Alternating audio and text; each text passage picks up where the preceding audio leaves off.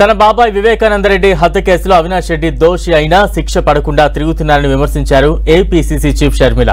ఈ కేసులో అవినాష్ రెడ్డి ఒక్కరోజైనా జైలుకు వెళ్లలేదన్నారు. అయితే షర్మిల వ్యాఖ్యలకు ఎంపీ అవినాష్ రెడ్డి కౌంటర్ ఇచ్చారు. షర్మిల వ్యాఖ్యలకు తన విజ్ఞతకే వదిలేస్తున్నారని అన్నారు. మనిషి పుట్టిన తర్వాత విచక్షణ జ్ఞానం ఉండాలన్నారు. ఎవరేమన్నారో ఓసారి చూద్దాం.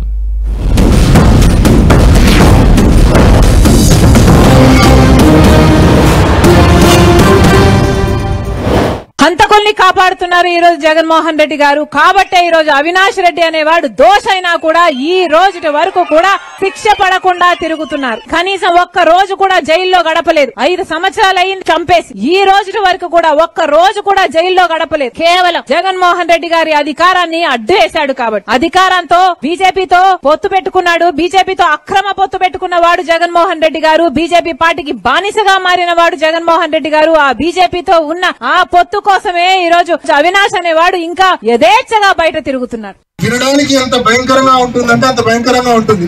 కానీ వాళ్ళ విజ్ఞతకే వదిలేద్దాం. ఆ మాట వాడే వాళ్ళ విజ్ఞతకే వదిలేద్దాం. ఎందుకంటే పరిస్థితి ఎలా ఉంటుందంటే వానికి మసి పూస్తారు, లేకుంటే మీద బుడిద వేస్తారు. నువ్వు కరుక్కో అంటారు, నువ్వు తుడుచుకో అంటారు. నువ్వు తుడుచుకుంటూ పోతే తిడుతూనే ఉంటారు. నీ విజ్ఞతకే వదిలేస్తున్నా. మాట్లాడే వాళ్ళ విజ్ఞతకే నేను వదిలేస్తా ఉన్నా. ఎక్కువ దీని గురించి డిస్కషన్ కూడా అవసరం లేదు. మాట్లాడే వాళ్ళు ఎంత కావాలంటే అంత మాట్లాడుకోండి, నాకు ఏ అభ్యంతరం లేదు. కానీ మనిషి అన్నాక కొంచెం విజ్ఞత విచక్షణ అనేది కొంచెమైనా ఉండాలని చెప్పి నేను కోరుకుంటాను.